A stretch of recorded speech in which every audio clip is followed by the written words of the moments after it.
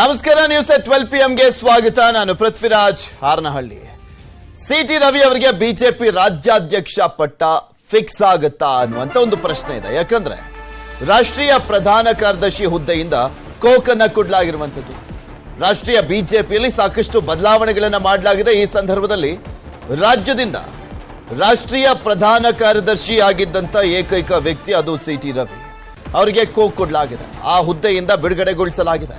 BJP ಅಧ್ಯಕ್ಷರಾಗಲಿದ್ದಾರಾ ಅಂದ್ರೆ BJP ರಾಜ್ಯಾಧ್ಯಕ್ಷರಾಗ್ತಾರಾ ಅಂತ ಹೇಳಲಾಗ್ತಾ ಇದೆ. ಈಗ ಬಿಜೆಪಿ ರಾಷ್ಟ್ರೀಯ ಕಾರ್ಯದರ್ಶಿ ಹುದ್ದೆಗೆ ಕೋಕನ್ನ ಕೊಡಲಾಗಿರುವಂತ ಹಿನ್ನೆಲೆಯಲ್ಲಿ ಹೈಕಮಾಂಡ್ ಸಿಟಿ ರವಿ ಹೆಸರು ಘೋಷಿಸುವುದಷ್ಟೇ ಬಾಕಿ ಇದೆಯಾ ಅನ್ನುವಂತ ಪ್ರಶ್ನೆ ಕೂಡ ಉದ್ಭವ ಆಗಿರುವಂತದ್ದು. ಇಂದು ಸಂಜೆ ಅಥವಾ ನಾಳೆ ಹೆಸರನ್ನ ಘೋಷಣೆ ಮಾಡುವಂತ ಸಾಧ್ಯತೆ ಇದೆ ಅಥವಾ ಡಿಲೇ ಆದ್ರೂ ಆಗಬಹುದು.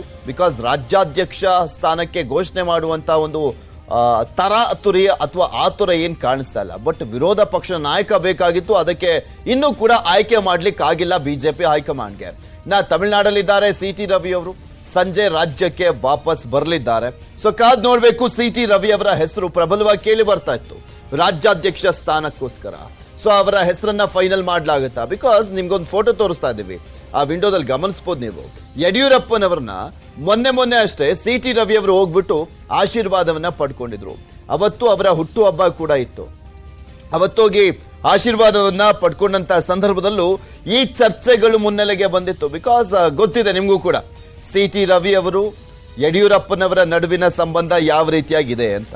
ಸೊ ಹೀಗಾಗಿ ದಿಢೀರಂತ ಸಿಟಿ ರವಿ ಅವರು ಯಡಿಯೂರಪ್ಪನವರ ನಿವಾಸಕ್ಕೆ ಹೋಗಿ ಅವ್ರ ಕಾಲಿಗೆ ಬಿದ್ದು ಆಶೀರ್ವಾದವನ್ನ ಪಡ್ಕೊಂಡಿದ್ದಂಥದ್ದು ಇಲ್ಲೊಂದ್ ಕಡೆ ರಾಜ್ಯಾಧ್ಯಕ್ಷ ಹುದ್ದೆ ಅವರಿಗೆ ಬಹುತೇಕ ಖಚಿತ ಅಂತ ಹೇಳಲಾಗ್ತಾ ಇದೆ. ಸೊ ಹೀಗಾಗಿ ಯಡಿಯೂರಪ್ಪನವರ ಸಹಕಾರವನ್ನ ಬೆಂಬಲವನ್ನ ಪಡೆದುಕೊಳ್ಳುವಂತ ನಿಟ್ಟಿನಲ್ಲಿ ಸಿಟಿ ರವಿ ಅವರು ಹೋಗಿದ್ದಾರೆ ಅನ್ನುವಂತ ಒಂದು ಚರ್ಚೆ ಎದ್ದಿತ್ತು.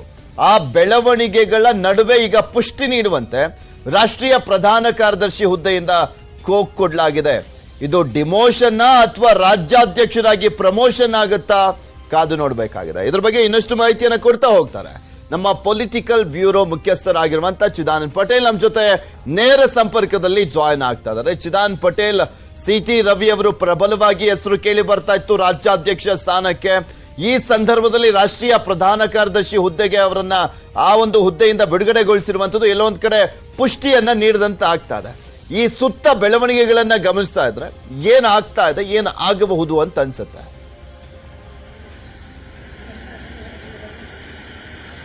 ಪೃಥ್ವಿ, ರಾಜ್ಯ ಬಿಜೆಪಿ ಕೂಡ ವಿಧಾನಸಭೆ ಚುನಾವಣೆಯಲ್ಲಿ ಹೀನಾಯ ಸೋಲನ್ನು ಕಾಣ್ತು. ಎಲ್ಲ ಒಂದು ಕಡೆ ಅತಂತ್ರ ವಿಧಾನಸಭೆ ಆದರೆ ಮತ್ತೆ ಸಮ್ಮಿಶ್ರ ಸರ್ಕಾರ ರಚನೆ ಮಾಡಬಹುದು ಅಂತೇಳಿ ಹೈಕಮಾಂಡ್ ಕೂಡ ನೆಚ್ಕೊಂಡಿತ್ತು. ಮತ್ತೊಂದು ಕಡೆ 2024ರ ಲೋಕಸಭೆ ಚುನಾವಣೆ ಕೂಡ ಅತಿ ಹೆಚ್ಚು ಸ್ಥಾನವನ್ನು ಕರ್ನಾಟಕದಿಂದ ಗೆಲ್ಲಬೇಕು. ಆ ಮುಖಾಂತರ ದಕ್ಷಿಣ ಭಾರತದಲ್ಲಿ ಮಾತ್ರ ಕರ್ನಾಟಕದಲ್ಲಿ ಮಾತ್ರ ಭಾರತೀಯ ಜನತಾ ಪಕ್ಷಕ್ಕೆ ಅತಿ ಹೆಚ್ಚು ಸ್ಥಾನ ಗೆಲ್ಲಲಿಕ್ಕೆ ಸಾಧ್ಯ ಅನ್ನೋದು ಕೂಡ ಲೆಕ್ಕಾಚಾರ. ಅಲ್ಲದೆ ಹಾಲಿ 25 ಸಂಸದರು ಇರತಕ್ಕಂಥದ್ದು, ಆದರೆ ಇಲ್ಲಿ ಕರ್ನಾಟಕದಲ್ಲಿ ಕಾಂಗ್ರೆಸ್ ಸರ್ಕಾರ ಇರತಕ್ಕಂಥದ್ದು. ಹಾಗಾಗಿ ಕಾಂಗ್ರೆಸ್ ಸರ್ಕಾರ ಒಂದು ಕಡೆ ಗ್ಯಾರಂಟಿಯ ಯೋಜನೆ ಹೆಸರಿನಲ್ಲಿ ಒಂದು ಕಡೆ ಗೆಲುವಿನ ನಾಗಲಾಟವನ್ನು ಮುಂದುವರಿಸುತ್ತೆ ಎಂಬುದು ಕೂಡ ಹೈಕಮಾಂಡ್ನ ಆತಂಕ ಆಗಿರುವಂಥದ್ದು. ಈ ಎಲ್ಲದರ ನಡುವೆ ಕೂಡ ತನ್ನ ಅವಧಿ ಮುಗಿದಿದ್ರು ಕೂಡ ನಳಿನ್ ಕುಮಾರ್ ಕಟೀಲ್ ರವರು ಮುಂದುವರೆದಿದ್ರು. ಈ ಹಿಂದೆ ನಳಿನ್ ಕುಮಾರ್ ಕಟೀಲ್ ರವರನ್ನ ಅಧ್ಯಕ್ಷನಾಗಿ ಮಾಡಲಿಕ್ಕೆ ಕಾರಣಕರ್ತರಾದಂಥವರು ಕೂಡ ಬಿಜೆಪಿ ರಾಷ್ಟ್ರೀಯ ಸಂಘಟನಾ ಕಾರ್ಯದರ್ಶಿ BL ಸಂತೋಷ್ ಅವರು. ಆ ಮುಖಾಂತರ ಎಲ್ಲ ಒಂದು ಕಡೆ ಕರ್ನಾಟಕ ಬಿಜೆಪಿಯನ್ನ BL ಸಂತೋಷ್ ಅವರೇ ಕಂಟ್ರೋಲ್ ಮಾಡ್ತಾರೆ ಅಂತೇಳಿ ಗಂಭೀರ ಅವರ ಮೇಲಿನ ಆಪಾದನೆಗಳು ಕೂಡ ಕೇಳಿ ಬಂದಿದ್ದು. ಈ ಎಲ್ಲ ಬೆಳವಣಿಗೆ ನಡುವೆ ಇದೀಗ ರಾಷ್ಟ್ರೀಯ ಬಿಜೆಪಿ ಪ್ರಧಾನ ಕಾರ್ಯದರ್ಶಿ ಹುದ್ದೆಯಿಂದ ಮಾಜಿ ಸಚಿವರು ಮತ್ತು ಮಾಜಿ ಶಾಸಕರಾಗಿರ್ತಕ್ಕಂಥ ಸಿಟಿ ರವಿ ಅವರಿಗೆ ಕೋಕ್ ಕೊಡಲಾಗಿದೆ. ಅವರು ತಮಿಳುನಾಡು ಮತ್ತು ಗೋವಾ ಹಾಗೂ ಮಹಾರಾಷ್ಟ್ರ ರಾಜ್ಯಗಳ ಉಸ್ತುವಾರಿ ಕೂಡ ಆಗಿದ್ರು. ಆ ಮುಖಾಂತರ ಎಲ್ಲೊಂದು ಕಡೆ ಕರ್ನಾಟಕ ಕಾಂಗ್ರೆಸ್ನ ಅಧ್ಯಕ್ಷರು ಕೂಡ ಒಕ್ಕಲಿಗರಾಗಿದ್ದರಿಂದ ಒಕ್ಕಲಿಗರೇ ಸರಿಸಾಟಿಯಾಗಿ ನಿಲ್ಲುವಂತ ಮತ್ತು ಸರ್ಕಾರ ಹಾಗೂ ಕಾಂಗ್ರೆಸ್ ಪಕ್ಷವನ್ನ ದೊಡ್ಡ ಮಟ್ಟದಲ್ಲಿ ಟೀಕೆ ಮಾಡುವಂತ ವ್ಯಕ್ತಿಗಳು ಬೇಕಾಗಿರುವಂತದ್ದು. ಕರ್ನಾಟಕ ಭಾರತೀಯ ಜನತಾ ಪಕ್ಷದ ಫೈರ್ ಬ್ರ್ಯಾಂಡ್ ಅಂತಲೇ ಕರೆಸಿಕೊಳ್ತಕ್ಕಂಥ ಸಿಟಿ ರವಿ ಅವರು ಇದಕ್ಕೆ ಸೂಕ್ತ ಅನ್ನೋದು BL ಸಂತೋಷ್ ಅವರ ಲೆಕ್ಕಾಚಾರ. ಹಾಗಾಗಿ BL ಸಂತೋಷ್ ಅವರು ಕೂಡ ಸಿಟಿ ರವಿನ ಇತ್ತೀಚಿನ ಎಲ್ಲ ಬೆಳವಣಿಗೆ ಕೂಡ ಅವರೇ ಕಾರಣಕರ್ತ ಆಗಿರುವಂತದ್ದು. ದಿವಂಗತ ಅನಂತ್ ಕುಮಾರ್ ಅಂತವರು ನಿರ್ವಹಿಸಿದಂತ ರಾಷ್ಟ್ರೀಯ ಪ್ರಧಾನ ಕಾರ್ಯದರ್ಶಿ ಹುದ್ದೆಯನ್ನ ಸಿಟಿ ರವಿಯವರಿಗೆ ಕೊಡಿಸುವ ಮುಖಾಂತರ 3 ರಾಜ್ಯಗಳ ಉಸ್ತುವಾರಿಯನ್ನು ಕೂಡ ಕೊಟ್ಟಿದ್ರು. ಅವರ ಹಿಂದೆ ಸಚಿವರಾಗಿದ್ದಿರಬಹುದು, ಅದು ಯುವ ಮೋರ್ಚಾ ಅಧ್ಯಕ್ಷರಾಗಿರುವಂತದ್ದು ಮತ್ತು ಅವರೆಲ್ಲ ಏಳಿಗೆಗೆ ಕಾರಣಕರ್ತರು BL ಸಂತೋಷ್ ಅವರು. ಹಾಗಾಗಿ ಕರ್ನಾಟಕದಲ್ಲಿ ಎಲ್ಲ ಒಂದ್ ಕಡೆ ಸರ್ಕಾರ ಮತ್ತು ಪಕ್ಷವನ್ನ ಟೀಕೆ ಮಾಡಲಿಕ್ಕೆ, ಕಾಂಗ್ರೆಸ್ ಪಕ್ಷವನ್ನ ಟೀಕೆ ಮಾಡಲಿಕ್ಕೆ ಮತ್ತು DK ಶಿವಕುಮಾರ್ಗೆ ಸರಿಸಮನಾಗಿ ರಾಜ್ಯ ಬಿಜೆಪಿ ಅಧ್ಯಕ್ಷರಾಗಿ ಸೆದೆದು ನಿಲ್ಲಲಿಕ್ಕೆ ಅನುಕೂಲ ಆಗುತ್ತೆ ಎಂಬ ಲೆಕ್ಕಾಚಾರ ಕೂಡ BL ಸಂತೋಷ್ ಅವರದೇ ಆಗಿದೆ. ಹಾಗಾಗಿ ಕೇಂದ್ರದ ವರಿಷ್ಠರಲ್ಲಿ ಕೂಡ ಅದು JP ನಡ್ಡಾ ಮತ್ತು ಕೇಂದ್ರ ಗೃಹ ಮತ್ತು ಸಹಕಾರ ಸಚಿವ ಅಮಿತ್ ಶಾ ಬಳಿ ಕೂಡ ಇದೇ ವಾದವನ್ನು ಮಂಡಿಸಿದ್ದಾರೆ ಅಂತ ಹೇಳಲಾಗ್ತದೆ. ಕಳೆದ 2 ದಿನಗಳ ಹಿಂದೆ ಕರ್ನಾಟಕ ರಾಜಕೀಯ ಬೆಳವಣಿಗೆಗೆ ಸಂಬಂಧಪಟ್ಟಾಗೆ ಅದು ಒಂದು ಕಡೆ ಅಧ್ಯಕ್ಷರು ಮತ್ತೊಂದು ಕಡೆ ವಿಪಕ್ಷ ನಾಯಕ ಆಯ್ಕೆ ವಿಚಾರ ಸಂಬಂಧಪಟ್ಟಾಗೆ ನಿರಂತರವಾಗಿ ಸಭೆ ನಡೀತಿತ್ತು. ಈ ಎಲ್ಲ ಸಭೆಗಳ ನಡುವೆ ಇದೀಗ CT ರವಿ ಅವರನ್ನ ಅಧ್ಯಕ್ಷನಾಗಿ ಮಾಡುವಂತದ್ದು, ಒಕ್ಕಲಿಗ ಲಿಂಗಾಯತ ಸಮುದಾಯದವರನ್ನ ವಿಪಕ್ಷ ನಾಯಕನಾಗಿ ಮಾಡುವಂತದ್ದು ಈಗ ಲೆಕ್ಕಾಚಾರ ಆರಂಭವಾಗಿರುವಂತ. ಈ ಲೆಕ್ಕಾಚಾರದ ಭಾಗವಾಗಿ ಮಲೆನಾಡು ಭಾಗದ CT ರವಿ ಅವರನ್ನ ರಾಜ್ಯ ಬಿಜೆಪಿ ಅಧ್ಯಕ್ಷರಾಗಿ ಘೋಷಣೆ ಮಾಡುವ ಸಾಧ್ಯತೆ ಬಹುತೇಕ ನಿಚ್ಚಳ ಆಗಿರುವಂತದ್ದು. ಇನ್ನು ಅಧಿಕೃತ ಘೋಷಣೆಯೊಂದೇ ಬಾಕಿ ಅಂತ ಹೇಳಲಾಗ್ತದೆ. ಆ ಮುಖಾಂತರ CT ರವಿ ಅವರಿಗೆ ಕೆಲವೊಂದು ಕಡೆ BL ಸಂತೋಷ್ ಅವರು ಮತ್ತೆ ರಾಜ್ಯದ ಅತಿದೊಡ್ಡ ಹುದ್ದೆಯನ್ನು ಕೊಡಿಸುತ್ತಿರುವಂತದ್ದು, ತಮ್ಮ ನೀಲಿಗಣ್ಣಿನ ಹುಡುಗ CT ರವಿಯವರ ಮೇಲೆ ಮಮತೆ ಕೂಡ ಹೆಚ್ಚಿರುವುದು ಅಂತಲೇ ಹೇಳಲಾಗ್ತಿದೆ. ಈ ಎಲ್ಲದರ ನಡುವೆ ಕೂಡ ಎಲ್ಲೊಂದು ಕಡೆ ಈ ಹಿಂದೆ BS ಯಡಿಯೂರಪ್ಪನವರು ದೆಹಲಿಗೆ ಭೇಟಿ ಕೊಟ್ಟಿದ್ರು. ಭೇಟಿಯಾದ ಸಂದರ್ಭದಲ್ಲಿ JP ನಡ್ಡಾ ಅವರನ್ನ ಭೇಟಿಯಾದ ಸಂದರ್ಭದಲ್ಲಿ ನೀವು BO ವಿಜೇಂದ್ರ ಅವರನ್ನ ಪಕ್ಷಾಧ್ಯಕ್ಷನಾಗಿ ಮಾಡಿ ಸಂಘಟನೆ ಕೂಡ ಅನುಕೂಲ ಆಗುತ್ತೆ ಎಂಬ ತಮ್ಮ ಅಭಿಪ್ರಾಯವನ್ನು ವ್ಯಕ್ತಪಡಿಸಿದ್ರು. ಜೊತೆಗೆ ಎಲ್ಲೊಂದು ಕಡೆ CT ರವಿ ಮತ್ತು BS ಯಡಿಯೂರಪ್ಪ ನಡುವಿನ ಮುಸುಕಿನ ಗುದ್ದಾಟ, ಈ ಮುಸುಕಿನ ಗುದ್ದಾಟದ ಪರಿಣಾಮ ಚಿಕ್ಕಮಗಳೂರು ಚಿದಾನ್ ಪಟೇಲ್ ಎಲ್ಲಾದ್ರೂ ಒಂದು ಬ್ಯಾಲೆನ್ಸ್ ಮಾಡುವಂತ ತಂತ್ರಕ್ಕೆ ಮೊರೆ ಹೋಗಬಹುದಾ ಅಂತ ಬಿಜೆಪಿ? ಯಾಕೆಂದ್ರೆ ನೆಕ್ಸ್ಟ್ ಲೋಕಸಭೆ ಎಲೆಕ್ಷನ್ ಇದೆ. ಇಲ್ಲಿ ಯಡಿಯೂರಪ್ಪನವರ ಬಣಕ್ಕೆ ವಿರೋಧ ಪಕ್ಷದ ನಾಯಕರ ಸ್ಥಾನವನ್ನ ಕೊಡುವಂತದ್ದು, ಸಂತೋಷ್ ಅವರ ಬಣಕ್ಕೆ ರಾಜ್ಯಾಧ್ಯಕ್ಷ ಸ್ಥಾನವನ್ನ ಕೊಡುವ ಮುಖಾಂತರ ಒಂದು ಬ್ಯಾಲೆನ್ಸ್ ಆಗಿ ಒಗ್ಗೂಡುವಿಕೆಯಿಂದ ಲೋಕಸಭೆ ಎಲೆಕ್ಷನ್ ಮಾಡುವಂತ ಪ್ರಯತ್ನ ಏನಾದ್ರೂ ಮಾಡಬಹುದಾ? ಇನ್ನೊಂದು ವಿಚಾರ ನಾನು ಗಮನಿಸಿದ್ದು ಅಂದ್ರೆ, ಸೋತಂತ ವ್ಯಕ್ತಿ ಪಕ್ಷಕ್ಕೆ ನಿಯತ್ತಿಂದ ಎಷ್ಟು ತನ್ನ ತನ್ನು ಮನ ಧನ ಎಲ್ಲವನ್ನೂ ಅರ್ಪಿಸಿದಂತ ಸಂದರ್ಭದಲ್ಲಿ ಅವರಿಗೆ ಮಾನ್ಯತೆಯನ್ನ ಕೊಡ್ತೀವಿ ಅನ್ನುವಂತ ಮೆಸೇಜ್ ಅನ್ನ 2ನೇ ಬಾರಿಗೆ ಬಿಜೆಪಿ ಪಾಸ್ ಮಾಡ್ತಾ ಅಂತ. ಬಿಕಾಸ್ ಲಕ್ಷ್ಮಣ್ ಸವದಿ ಅವರು ಸೋತಿದ್ರು ವಿಧಾನಸಭೆ ಎಲೆಕ್ಷನ್ ಅಲ್ಲಿ, ಅವ್ರು ಕರ್ಕೊಂಡ್ಬಂದು ಉಪಮುಖ್ಯಮಂತ್ರಿಯನ್ನಾಗಿ ಮಾಡಲಾಗಿತ್ತು. ಈಗ CT ರವಿ ಅವರು ಸೋತಿದ್ದಾರೆ, ಅವ್ರು ಕರ್ಕೊಂಡ್ಬಂದು ರಾಜ್ಯಾಧ್ಯಕ್ಷ ಸ್ಥಾನಕ್ಕೆ ಕೂರಿಸುವಂತ ಸಾಧ್ಯತೆಯನ್ನ ನೋಡ್ತಾ ಇದೀವಿ ನಾವು.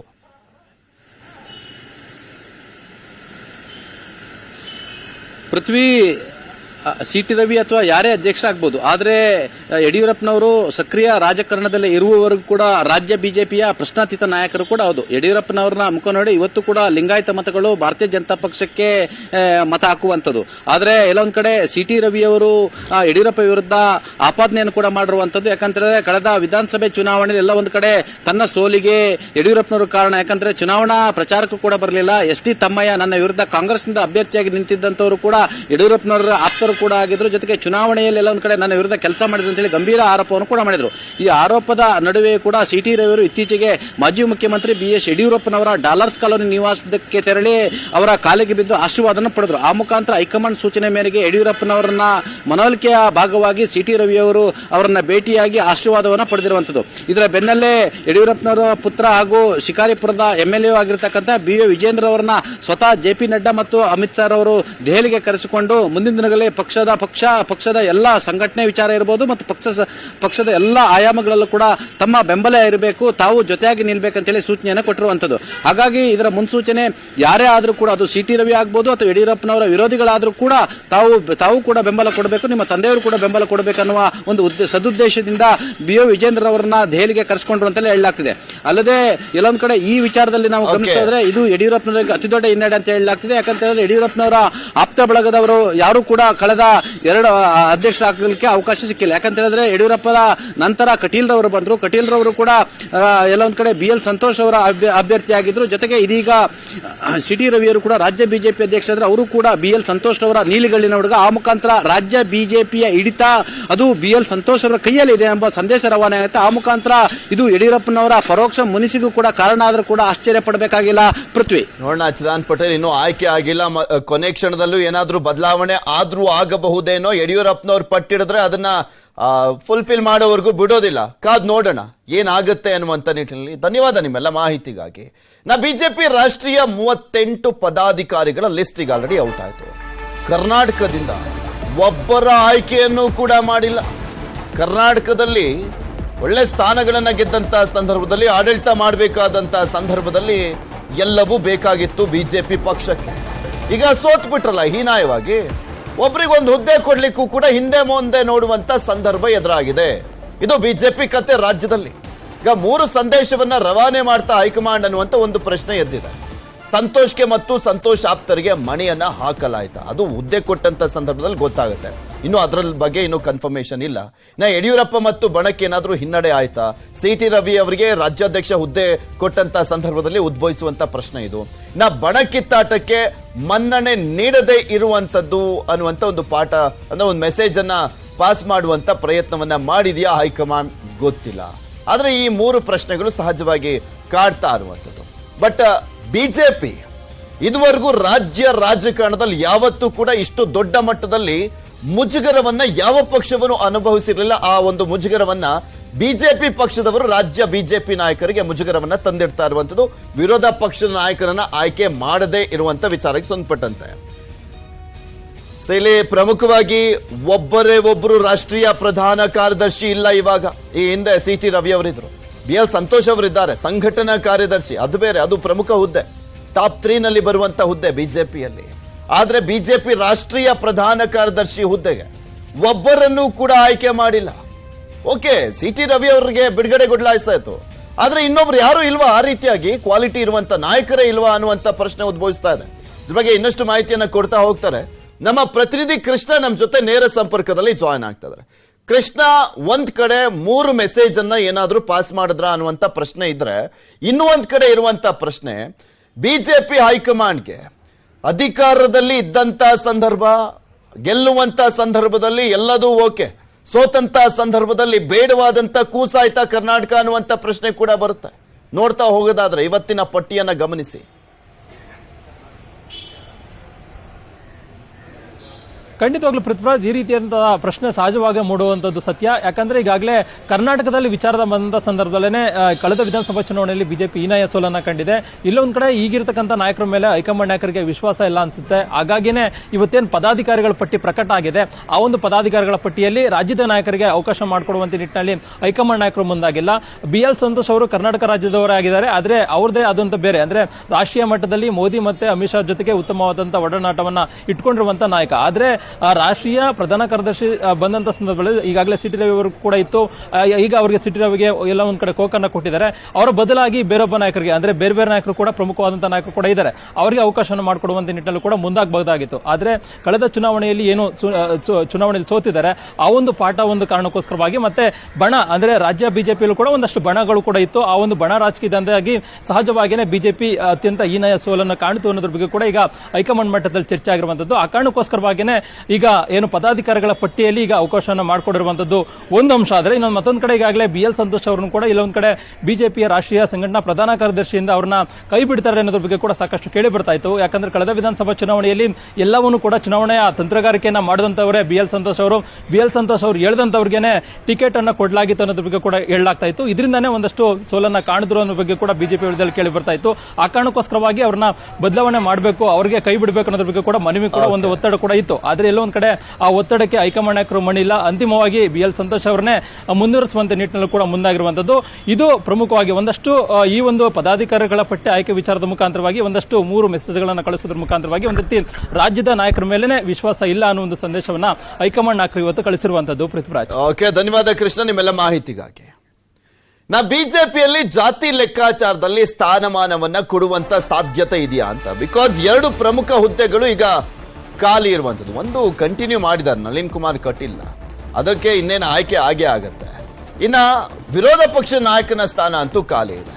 ನಾನು ಆಗ್ಲೇ ಹೇಳ್ತಾ ಇದ್ದೆ, ನಮ್ಮ ರಾಜ್ಯ ರಾಜಕೀಯದ ಇತಿಹಾಸದಲ್ಲೇ ಇಷ್ಟು ದೊಡ್ಡ ಮಟ್ಟದಲ್ಲಿ ಒಂದು ಮುಜುಗರ, ಅವಮಾನ ಆಗುವ ರೀತಿಯಲ್ಲಿ ಯಾವ ಪಕ್ಷಕ್ಕೂ ಕೂಡ ಈ ರೀತಿಯಾಗಿ ಆಗಿರಲಿಲ್ಲ. ಬಟ್ ಬಿಜೆಪಿ ರಾಜ್ಯ ನಾಯಕರನ್ನ ಆ ರೀತಿಯಾಗಿ ನಡೆಸ್ಕೊಳ್ತಾ ಇದೆಯಾ ಅನ್ನುವಂಥ ಒಂದು ಪ್ರಶ್ನೆ ಇರುವಂಥದ್ದು. ಈಗ 2 ಸ್ಥಾನಕ್ಕೆ ಒಂದು ಜಾತಿ ಲೆಕ್ಕಾಚಾರ, ಒಂದು ಒಕ್ಕಲಿಗರಿಗೆ ರಾಜ್ಯಾಧ್ಯಕ್ಷ ಸ್ಥಾನ ಅಂತ ಹೇಳಲಾಗ್ತಾ ಇರುವಂತದ್ದು, ಇನ್ನೊಂದು ವಿರೋಧ ಪಕ್ಷ ಸ್ಥಾನವನ್ನ ಲಿಂಗಾಯತರಿಗೆ ಕೊಡುವಂತ ಸಾಧ್ಯತೆ ಇದೆ ಅಂತ ಹೇಳಲಾಗ್ತಾ ಇದೆ. ವಿಪಕ್ಷ ನಾಯಕನ ಸ್ಥಾನದ ರೇಸ್ ನಲ್ಲಿ ಪ್ರಮುಖವಾಗಿ 2 ಹೆಸರು ಕೇಳಿ ಬರ್ತಾ ಇದೆ, ಬಸವರಾಜ ಬೊಮ್ಮಾಯಿ ಮತ್ತು ಬಸನಗೌಡ ಪಾಟೀಲ್ ಯತ್ನಾಳ್ ಅವರು. ಈ 2ರಲ್ಲಿ ಒಬ್ಬರನ್ನ ಆಯ್ಕೆ ಮಾಡುವಂತ ಸಾಧ್ಯತೆ ಇದೆ ಅಂತ ಹೇಳಲಾಗ್ತಾ ಇರುವಂತದ್ದು. ಯಾರನ್ನೇ ಆಯ್ಕೆ ಮಾಡಿದ್ರು ಕೂಡ ಇನ್ನೊಂದು ಬಣ ಬೇಜಾರಾಗುತ್ತೆ ಅಂತ ಹೇಳಲಾಗ್ತಾ ಇತ್ತು.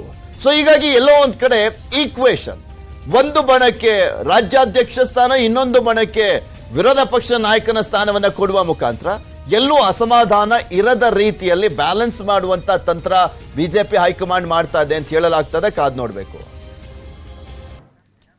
Welcome back. ರಾಜ್ಯ ಕಾಂಗ್ರೆಸ್ನಲ್ಲಿ ಒಳ ಜಗಳ, ಮುನಿಸು, ಬೇಸರ ನೋಡ್ತಾ ಇದ್ದೇವೆ. ಅದು ತೀವ್ರಗೊಂಡಿರುವಂತದ್ದು ಕೂಡ ಸಿಎಲ್ಪಿ ಸಭೆಯಲ್ಲಿ ಗೊತ್ತಾಗಿತ್ತು. ಆ ಭಿನ್ನಮತ ಶಮನಕ್ಕೆ ಹೈಕಮಾಂಡ್ ಸರ್ಕಸ್ ಅನ್ನು ಆರಂಭಿಸಿದೆ. ಸಚಿವರ ವಿರುದ್ಧ ಕೆಲ ಶಾಸಕರು, ನಾಯಕರು ಅಸಮಾಧಾನ ವ್ಯಕ್ತಪಡಿಸಿದಂತ ಹಿನ್ನೆಲೆಯಲ್ಲಿ ಹೈಕಮಾಂಡ್ ಸಮನ್ವಯ ಸಮಿತಿ ರಚನೆಗೆ ಮುಂದಾಗಿದೆ ಅಂತ ಹೇಳಲಾಗ್ತಾ ಇರುವಂತದ್ದು. ಪಕ್ಷ ಹಾಗೂ ಸರ್ಕಾರದ ನಡುವೆ ಸಮನ್ವಯವನ್ನ ಸಾಧಿಸಲಿಕ್ಕೆ ಸಮಿತಿ ರಚನೆಗೆ ಮುಂದಾಗಿದ್ದು, ಏನೇ ಸಮಸ್ಯೆ ಇದ್ರೂ ಕೂಡ ಸಮನ್ವಯ ಸಮಿತಿ ಸಭೆಯಲ್ಲಿ ಇತ್ಯರ್ಥವಾಗಲಿದೆ ಅಂತ ಹೇಳಲಾಗ್ತಾ ಇದೆ. ಆಗಸ್ಟ್ 2ರಂದು ಅಸಮಾಧಾನಿತರ ಸಭೆ ಬಳಿಕ ಸಮನ್ವಯ ಸಮಿತಿ ರಚನೆ ಮಾಡುವಂತ ಸಾಧ್ಯತೆ ಇದೆ. ಇನ್ನು ಸಿಎಂ, ಡಿಸಿಎಂ ಸೇರಿದಂತೆ 37 ನಾಯಕರಿಗೆ ಹೈಕಮಾಂಡ್ ಬುಲಾವಣೆ ಕೊಟ್ಟಿರುವಂತದ್ದು. ಸಚಿವರು, ಹಿರಿಯ ಶಾಸಕರು, ಪರಿಷತ್ ಸದಸ್ಯರು, ರಾಜ್ಯಸಭೆ ಸದಸ್ಯರು ಈ ಲಿಸ್ಟ್ನಲ್ಲಿ ಇದ್ದಾರೆ. ಆಗಸ್ಟ್ 2ರಂದು ದೆಹಲಿಯಲ್ಲಿ ಮಹತ್ವದ ಸಭೆಯಲ್ಲಿ ಅವರೆಲ್ಲ ಭಾಗಿಯಾಗ್ತಾ ಇದ್ದಾರೆ.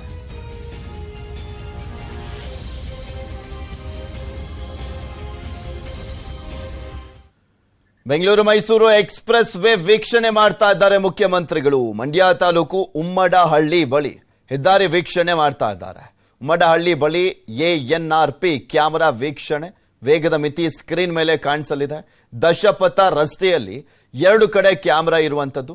ಜನವರಿಯಿಂದ ಈವರೆಗೂ ಈ ಎಕ್ಸ್ಪ್ರೆಸ್ ವೇನಲ್ಲಿ 400ಕ್ಕೂ ಅಧಿಕ ಅಪಘಾತ ಆಗಿದೆ. 221 ಮಂದಿ ಸಾವನ್ನಪ್ಪಿದ್ದಾರೆ. ಬೈಕ್ ಸವಾರರೇ ಹೆಚ್ಚಾಗಿ ಸಾವನ್ನಪ್ತಾ ಇರುವಂತದ್ದು. ಸೊ ಹೀಗಾಗಿ ಸಾಕಷ್ಟು ಸಮಸ್ಯೆಗಳು ಕಂಡು ಬಂದಿದ್ದಂಥದ್ದು, ಹಾಗೆ ಆಕ್ರೋಶ ವ್ಯಕ್ತವಾಗಿತ್ತು, ಆರೋಪಗಳು ಕೇಳಿ ಬರ್ತಾ ಇತ್ತು, ಅಪಘಾತ ಪ್ರಕರಣಗಳು ವರದಿಯಾಗ್ತಾ ಇತ್ತು.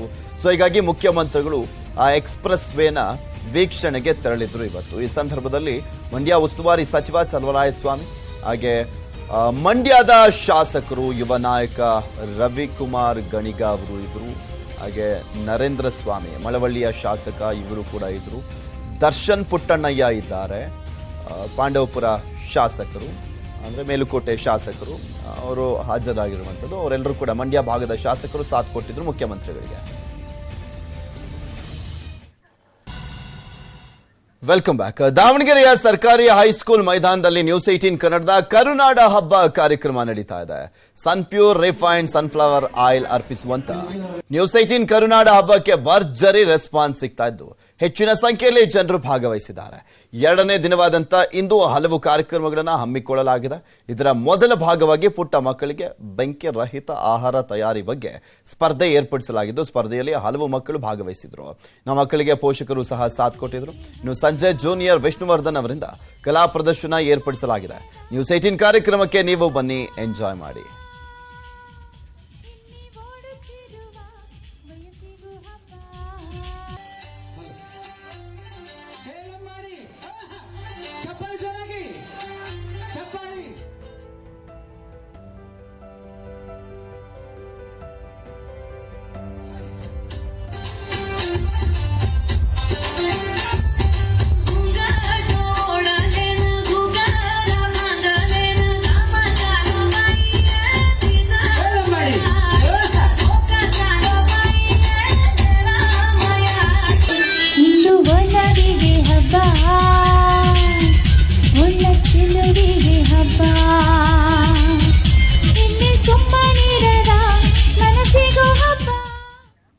ಇವೆಷ್ಟು ಈ ಕ್ಷಣದವರೆಗಿನ ಸುದ್ದಿ. ನೋಡ್ತಾ ಇರಿ ನ್ಯೂಸ್ 18, ಜಾಲ ನಮ್ಮದು.